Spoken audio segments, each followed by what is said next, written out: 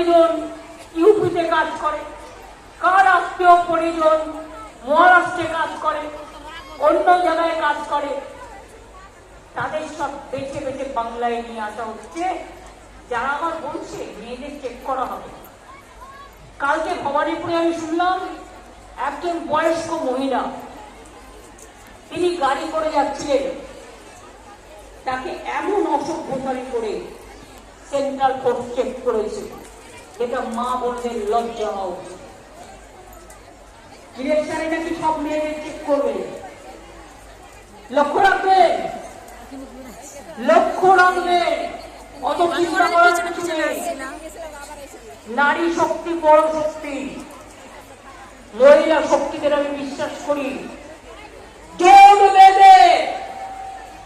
জানেন তো মা সেগুলার হাতে একটা ঝাড়ু থাকে,